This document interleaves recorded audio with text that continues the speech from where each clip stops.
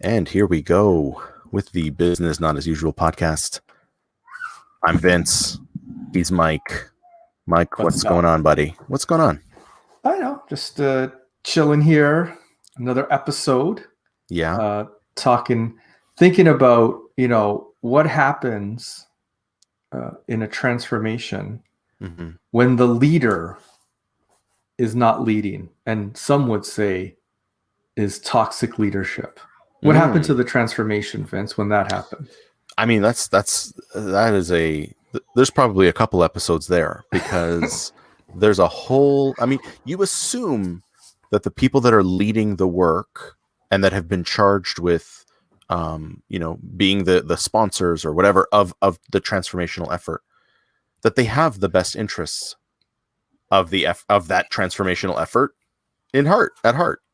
But that's not always the case, right? And so, is that not always the case, or that's what we think based on actions that we may not, but the actions to us seem like, why the hell would you be doing that? Which is the most of the case. Yeah, and that's an interesting move. That is an interesting sort of, because you're right. I'm making that statement through my own bias. I'm an outsider looking in and wondering why certain behaviors are manifesting themselves, and you're right. In truth, I don't have data to support that. That there are leaders that do this, but I have to imagine there are some that operate from a place of self-interest. Yeah. And there are some, and maybe this is the angle that we can take, that just behave in a toxic way. And you use that word toxic, right? And so by that, it's more about creating conflict or being sort of passively aggressive with their people and with their direction, or that they're not actually bought in to the change. And so they actively resist the change. And that can have major negative ramifications on the work that you're doing, because it means that you've got just one more barrier that you need to get past to bring the change, which is already hard enough. And a huge barrier, because that's the barrier you shouldn't have. Like that person who's leading the transformation should be the person that should be clearing, the blockages. They should be trying to move in the direction that you feel you should be going in. But I also will say, Vince, as you say a lot, in the absence of communication, people make up their own assumptions and they build their own narrative. So we may not be knowing what's going on behind the scenes, and then certain actions are taken and it doesn't make any sense. So then it appears like, the leadership team or the people that are leading the transformation are actively fighting maybe the original intent. Sabotage, as they say. Yeah. I mean, that again, it creates this toxicity. Yeah.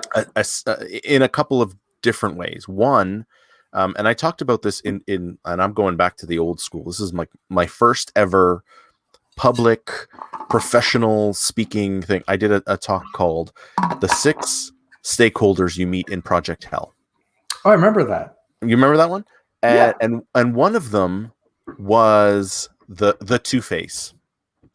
They were the nice. Person who when they were talking to their leadership or other like peers, they were fully in support. So if you got them in a meeting and said, hey, you wouldn't ask, are you supportive of this effort? But all of their actions, all of their words would lead to, yes, this person is on board.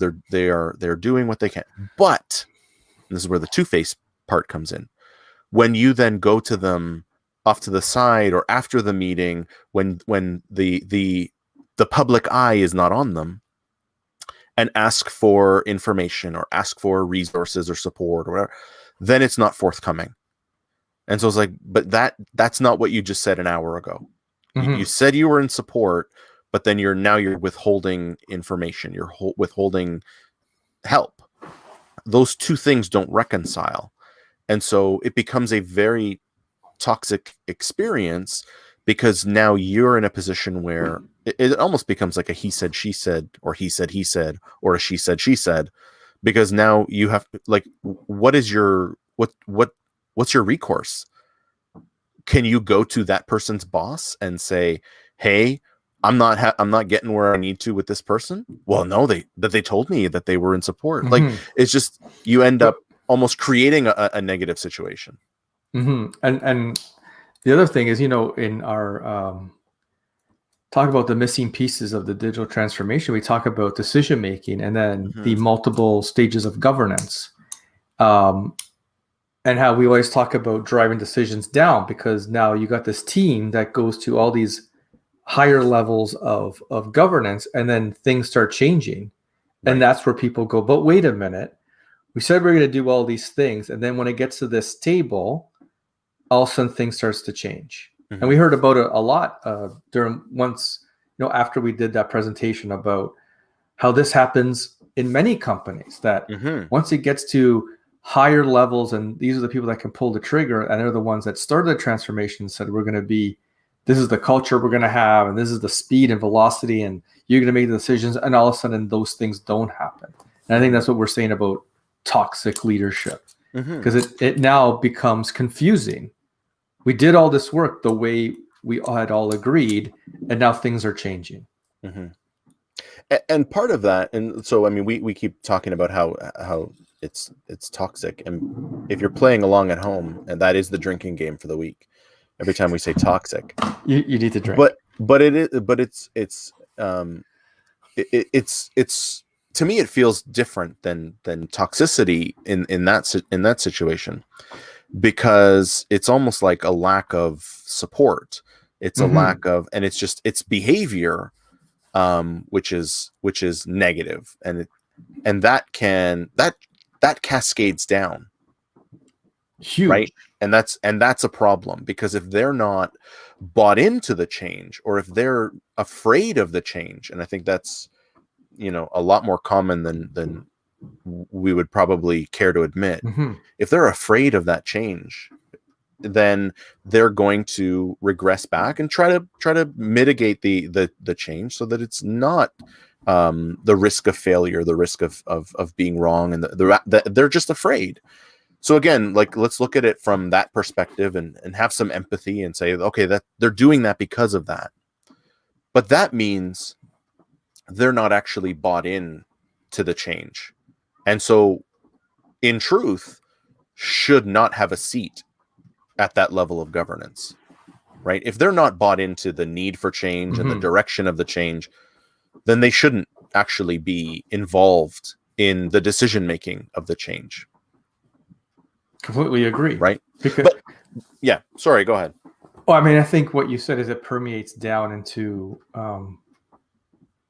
levels of the program or the transformational project, because then other people start exhibiting that behavior, because they're going to start modeling the behavior that they're seeing at the governance tables, and saying, okay, obviously this is the way we need to act, or this is the direction we're going to now go into, even though it's not official. Right? They can anticipate what's happening at those levels, and now what started off as a transformation that was going to change the culture and the principles and a new business model is quickly devolving into a program that's going to keep the company the same, to that 84% that we always talk about. But with a new app. But with a new app. But yes, it's going to have a new app. And so ultimately, when you have this toxic leadership, you're going to build something new that's not that great, and your company stays the same. So are you better? Are you any better off, or are you actually worse? Because now you got this shiny technology that you probably can't support. And it all comes from the actions of the leaders are supposed to be changing the business. Right. Yeah, and not only do you have this technology that didn't actually change how you did anything, you've invested a significant amount of time and money into not changing. Yes, which is hilarious. So the opportunity cost is massive because you could have spent that, multi-year, multi-million dollar budget and timeline on something else. Like if you weren't going to change anyway, then don't even talk about it. Then everybody about should have got a jacket. Like, I mean, the amount of money that's actually spent on employees anymore is significantly dropped. Like training and, hey, you've been here 20 years, have a watch. Like all those things are cost-cutting measures. And what's hilarious is what you just pointed out. If you're going to spend all this money not to change, you could have just easily given a small portion of that back to employees. Yeah, it probably would have made them way happier because they're like, oh, look at that, that's pretty cool. I'm appreciated. Yeah. You blow a whole bunch of money for nothing and then go, sorry, Vince, I don't have anything for you. Glad you were here for 20 years. Yeah. Yeah. I can only give you a 0.5% increase this year. But the inflation is 2%. I can only offer you a 0.5% increase this year. Like, this year that we have the transformational program, and then in your mind, you're like, the one that's not doing anything? Yeah, that one. And so that's a toxicity, I think, that then starts permeating down not only into the team that's working on the project, but also back into the business as usual, because those people have friends, and then they're like, yeah, nothing's happening there. And you're like, wait a minute, I can't do anything over here because all the money is over here and you guys aren't doing anything. Yeah. Why am I on hold? Yeah. I mean, and you may be doing something. Like, this is the other thing. Like, you might be doing something, but it's not something that's going to return the value that you're investing, right? Absolutely. Yeah. So yeah, there's toxicity that can come from lack of buy-in. There's one that I think is a lot more, let's say, nefarious, because it's something that, again, exists within every organization, but where you get into almost like little cliques or cliques or whatever you want to call it, where at that governance table, at that leadership round table or whatever, the knights of the round table, whatever you want to yes the knights of the round table, you end up aligning with certain people, and if you've got that toxic person who has support for that behavior at the table, it just amplifies, where it's almost like you've got this little voting block that is always going to say and act the same way, and it's going to stifle the people that are there in support of the transformational effort, because now they have to not compete with one voice, because one voice alone is just, it's noise. But now when you've got 3 and 4 and 5, and if they make up a majority of your decision-making roundtable, that can become quite problematic, to the point where people may not even want to engage, because they know that they're always going to get shot down by this voting block of negativity. Well, I mean, when we talk about that, there's a group of people that don't want to change because they're invested and get positive results out of the system that already exists in your company, the way you do work, the work you do.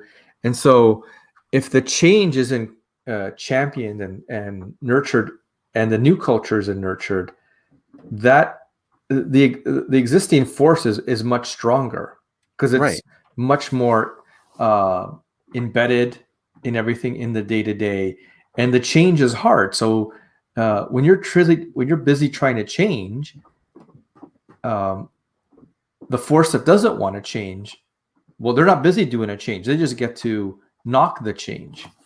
So they don't have a dual work. They have one thing to do. You have two things to do, right? So I think that's part. I know there always has to be a tie back into, the rest of the business. But I think that's one of the things people haven't worked out. Like, how do you have the team that's not completely always influenced by the old world? Because that old world is still very much entrenched, and it has a powerful voice within your company. Mm-hmm. And so how do you get the culture, and how do you get a certain level of leadership to do, like, to be a breakaway team to do that? Because again, those are the issues that you're constantly battling. You have to transform. You know, when we do our talk, we talk about, before you get into the transformational work, you have to start the transformational work, right? So many organizations select who's on that decision-making body by hierarchy. And I mean, this is particularly true in like government agencies, and like public agencies. So I'm like, off the top of my head, I'm thinking like, you know, airlines, anything that's like highly regulated, banks, the banks, insurance companies. And so it's like you get a place at the table by virtue of your position in the hierarchy. Right. And so what organizations really need to do is be very selective about who are they going to put on those committees, on those decision-making bodies, because if you have somebody that's invested in the old world, quote, old world, like, that inertia is incredibly hard to overcome. Yes. Right? Big time. So you have to, so the way that you overcome it is you never put them there. Like, you remove them in as much as you can. I mean, if the CEO is the big barrier, well, first of all, then I'd wonder why you're even doing the transformation. There's been many things written about how the CEO has to own the transformation. So you're in big time trouble if your CEO is actually fighting the transformation. You might as well like jump ship, get off that program, people. Yeah, but the way to actually overcome it is not to let it happen. Right. So figure out who is bought in, figure out who your visionaries are, and empower them to drive the change, to lead that change, to make the decisions. Because if you've got the old guard in there driving decisions on the future, and they don't, and especially if they don't see themselves in that future, then of course they're going to be resistant. And I'm going to let you, because I see you want to say something, and then I want to come back to a point that you made earlier, because I think it's really important. But what do you think, man? Well, you had talked about this visionary team, this breakaway team. I think it has to be like this coalition. You have to pick, and it can't be one. It has to be it has to be like a strong group of people that are the visionaries, and those are the people where power should be concentrated on moving the transformation forward.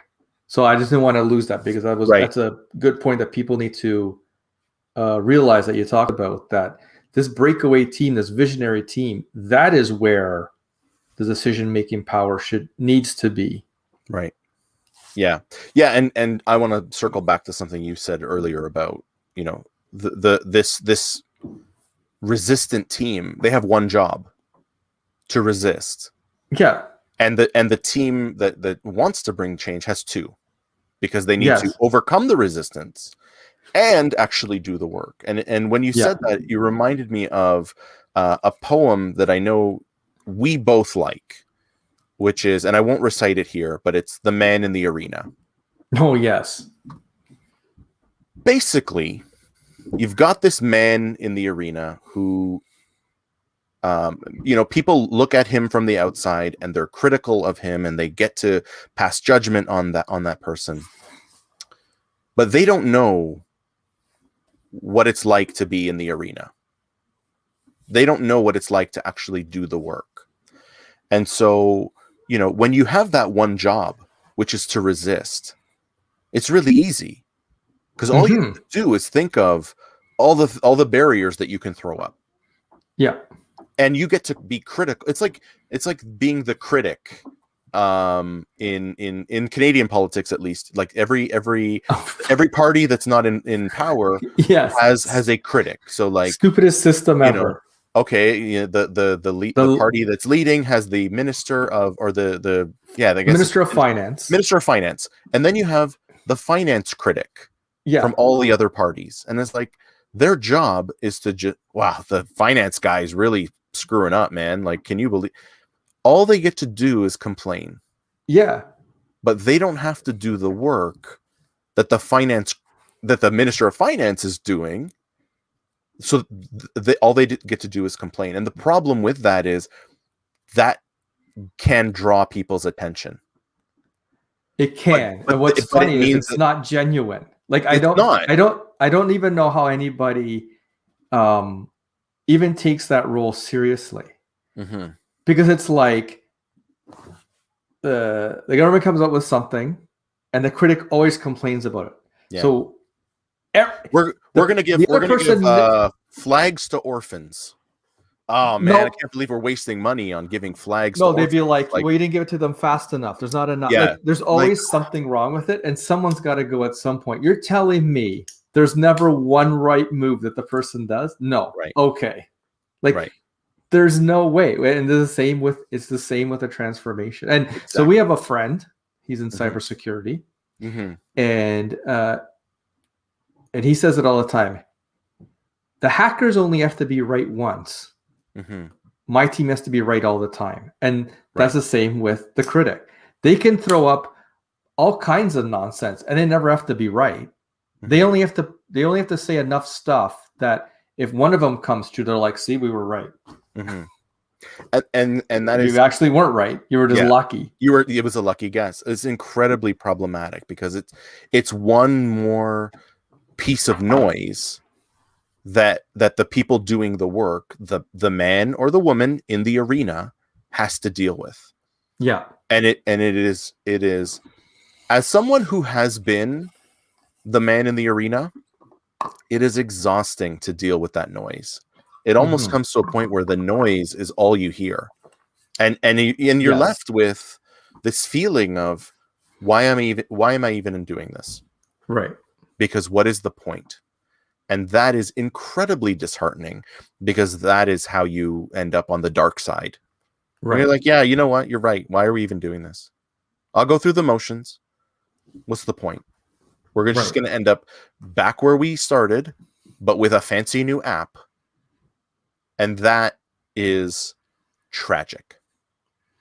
And that's why we started this with the toxicity, because that full circle that you talked about is what happens in those transformational failures. Yeah. Those things permeate around to the point where people are like, sure, we'll just go through the motions to get out of this program and be done with it. And we'll clap when the shiny new thing gets launched, but can't wait to get back to my real job because nothing will come out of the program. And so those are without that breakaway team or not following through on the guidelines and principles that were originally set up, because they're always set out.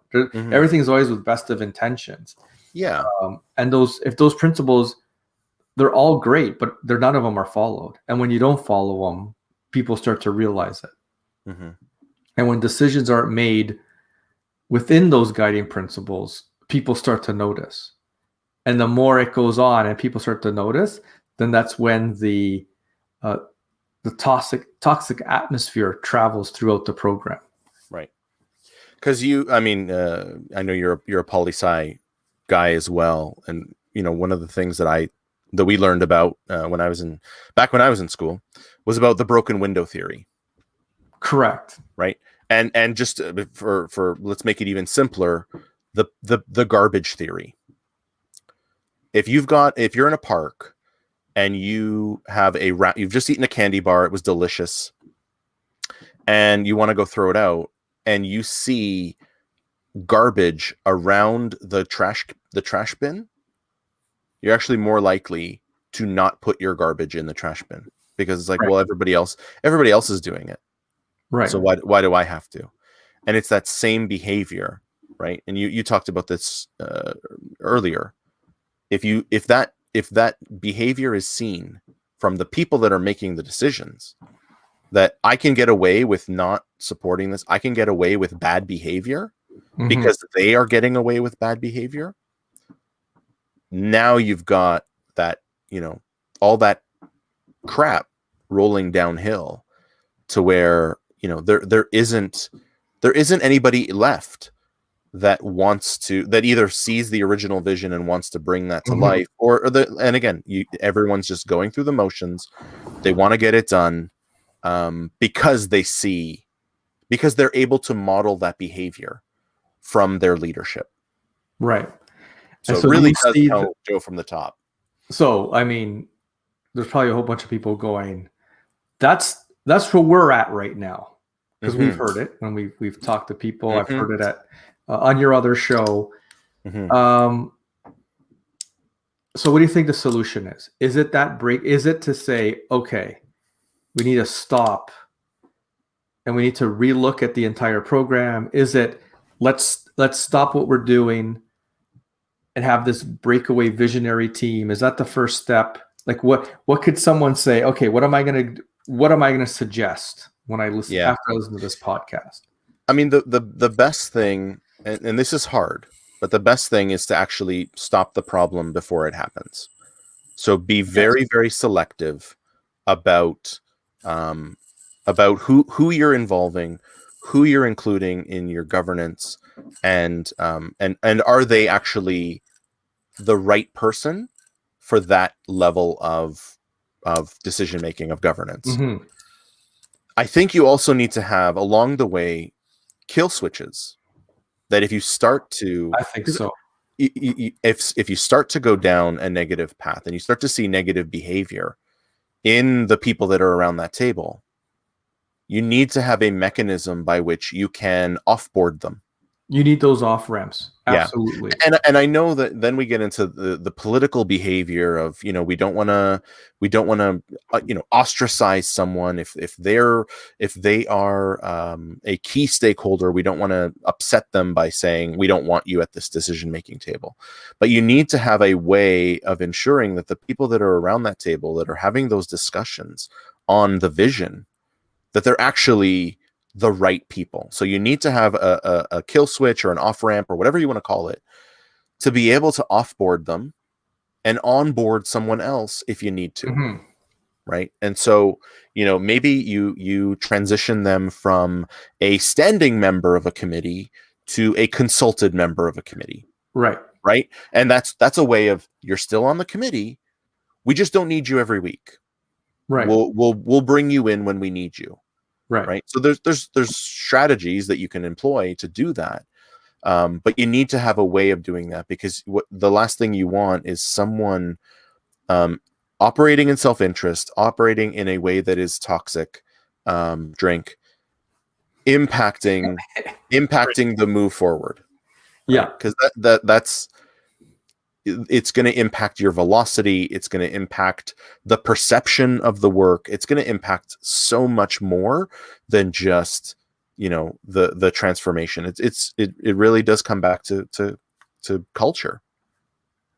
I'm actually really, like, I keep hammering, and that you brought it up, like this, if you're going down this road, everything that you've talked about, but really if you don't do it right from the beginning, which is probably the best way to do it, but but as you get into it or wherever you're at, it's never the wrong time to like change direction. But having that group of visionaries, that has to be, and it can't be one person, because they're always there's no way they would have the energy to take on everything.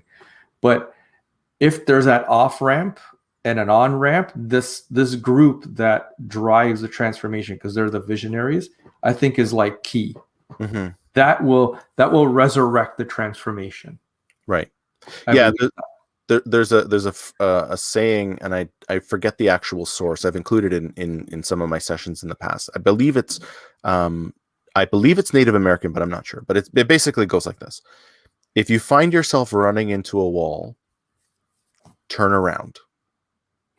Like, don't keep running into the wall because you think you have, like, just turn around. You can always go back the way you came. Right. And so, if you need to do, or pivot, like if you need to slightly pivot by including new leadership, downsizing the leadership that's on a committee and saying, we're actually going to consolidate. I was having this discussion with my friend that I'm planning a conference with. We've both been involved in larger events where you've got 12 people around a table, and the decision making is very convoluted. It's very political. And with this event, it's just the two of us. And so it's like, it's a conversation. Decisions are a conversation. Mm-hmm. And it's so much cleaner. It's the first year we're doing it, so it probably won't be this easy ever again. But it's so easy. This is the golden age right now. This is the golden age. I'll tell you right now. But it's so easy because it's just the two of us, and so it's like, hey, I think we should do this. Oh, okay. Well, what if we tried it this way instead? Oh, yeah. Okay. Let's meet somewhere in the middle, or let's go that way. It's really, really clean and simple. Right. And so it's like we will bang out in an hour, 10, 12 decisions, which is incredible. So 12 decisions. That's usually about 3-4 years worth of work. We built, not to pull back too much of the kimono here, but we had a call for speakers. We got over 50 submissions, which was unheard of. And we built the entire agenda in 45 minutes. Wow. Because it was like, we went through individually and said, these are the ones I'm interested in. And then we were like, oh, okay, we were both interested in this one. Let's give him a spot. Oh, okay, give him a spot. And like the whole thing was done in 45 minutes. Right. It was incredible. Right? I mean, because there was only two of us. As soon as you start hearing about we need to build a committee, you need to go the other way. Yeah. Because committee is the death of all things. Yeah. Death by committee. Yes. It is. When someone goes, we need a committee for that, that's when you're like, peace, I'm out. Peace. Because that means nothing's going to get done. Yeah, except a lot of discussion, a lot of debate, and a lot of coffee drinking, and people thinking that they're actually doing stuff, but they're not actually doing anything. Well, because they're busy doing nothing. Yes. Right, and so they're busy doing nothing. Yeah. Anyways, good times, Mike. I think that's a good place to leave it. We could probably explore this further in a future episode, but yeah, we're coming up on 50. I don't know if you've noticed want us to. What? We're 50? Coming up on 50 episodes. Wow, that's crazy. We're gonna have to do something special for 50. But what do you like? Let's throw it out. What are some of the things you want us to talk about? Yes, because we're at 50. Slow. This is a kind of a testament to slow and steady and consistency. Yeah, it's like we make sure we get our one in, no more, no less, and next thing you know, we're running up on 50, which is incredible to me. Yeah, I mean, more would be better, because it would mean we'd have a little bit of a backlog in case. But you know what? That's show logistics, and you and I can take that offline. That's right. But yes. Anyways, what else what would you want us to talk about? And if we were going to pursue this topic, what are things that you are seeing that don't have an answer for, or would like us to discuss? Yeah.